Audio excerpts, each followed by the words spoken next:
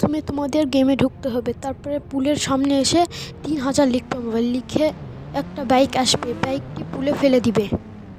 একটু সামনে যাবে, বাড়ির বাইরে যায় লিখবে 0700, তারপরে লিখবে 4টি 1, পরে কাজ শেষ। ওখানে উঠতে চাইলে এখানে আবার চলে আসবে, যেহেতু দূরে যাও না কেন।